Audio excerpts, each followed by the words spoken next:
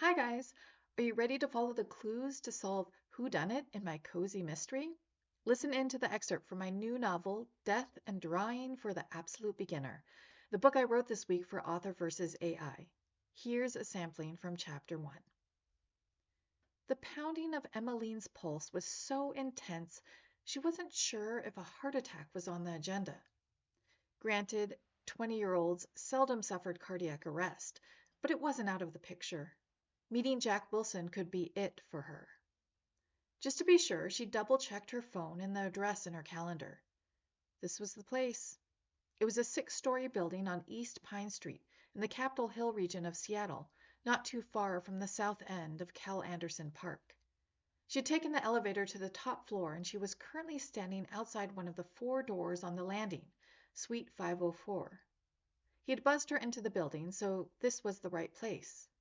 Probably. She knocked on the door and a voice barked out from the interior, "Come in."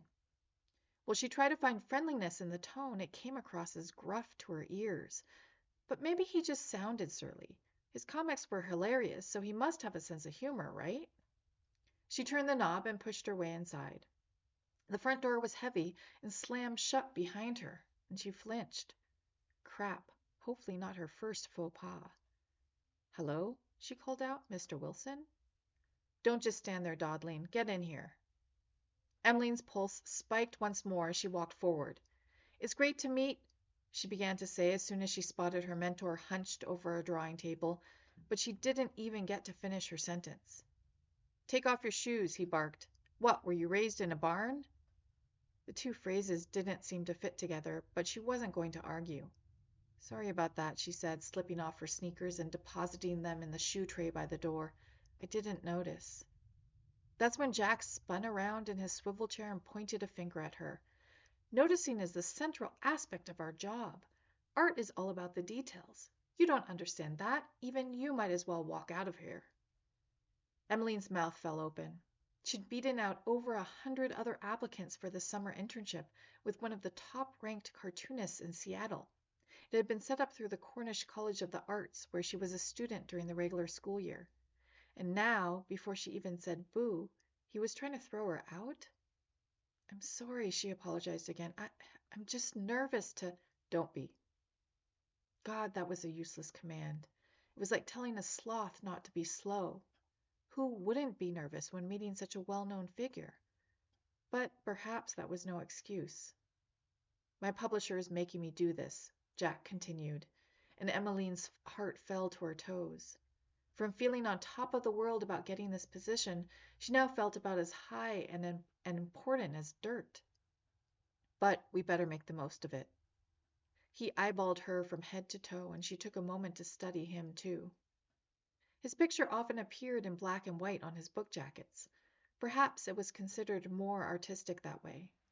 The reality wasn't far off, since Jack Wilson had steel gray hair and dressed in a black button-up shirt and gray-washed jeans.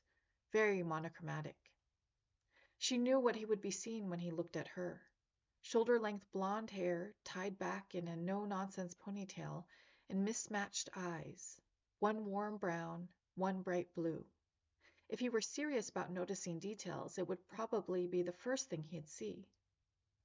After his perusal, he grunted without comment and turned back to his drawing board. "I've a deadline," he told her. "Coffee maker's in the kitchen." You want me to make you coffee?"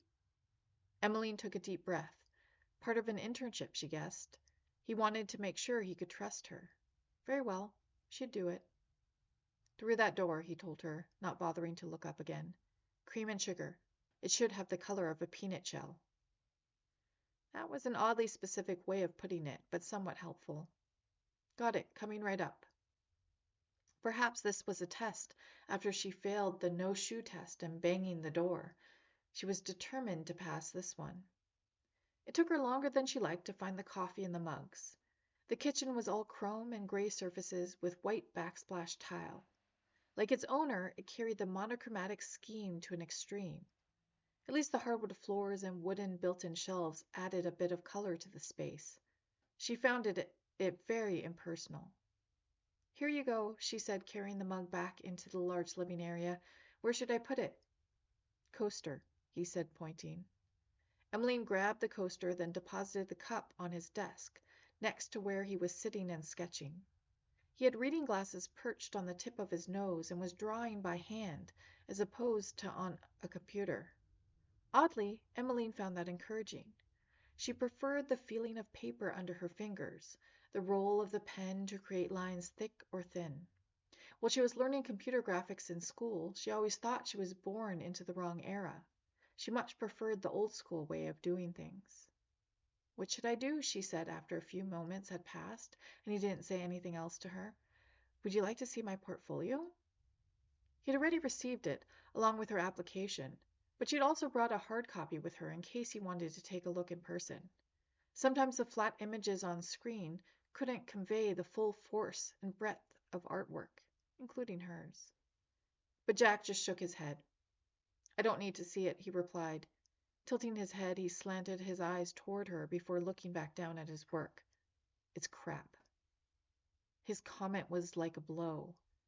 She'd been on top of the world when she got the news that she would be a part of this program, but his words couldn't be more blunt. What do you mean?" Jack moved his pencil in an arch over his character's head, shading in the halo. "Just that.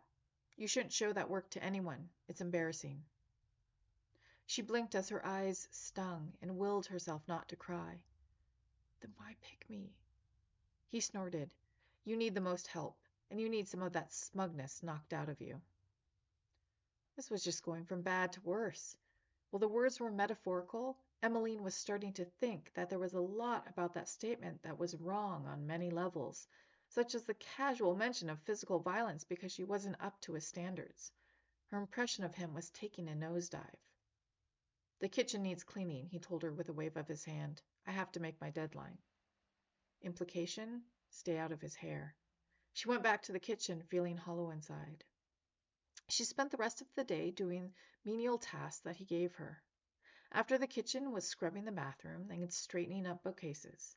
Even with a break for lunch, this busy work took up most of the day. At 5 o'clock, Jack got up from his drawing table and covered the surface with a black cloth. "Go home," he told her as she finished dusting the last of the furniture. She just stared at him for a moment, dusting cloth dangling from her fingers.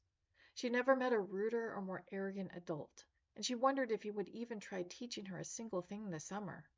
So far it seemed as if he just wanted a free housekeeper and a verbal punching bag, and she had been the idiot to fall for it. Rather than say something she'd, maybe, regret, she just put the cloth on the coffee table, slipped on her shoes, grabbed her purse and portfolio, and left. On the elevator ride down to the lobby, she went over the reasons in her head about why she should stay. She could learn a lot from Jack if he ever bothered to teach her anything, and it would look good on a resume that she had studied under him. This internship was quite prestigious, and if she quit before it was over, there could be negative consequences if she ever applied to another one. But as she rode her bike back to her apartment, she fumed with every push of the pedal about how he had treated her today. There was only so much she would do for a check mark on her resume. If tomorrow didn't improve, she would quit. She had more respect for herself and belief in her creative abilities than he ever would, she knew. Let the next person in line deal with the likes of Jack Wilson. She was 100% done. Next week's book is also crossing into new territory and a brand new genre that I haven't yet tackled for Author versus AI. Stay tuned tomorrow.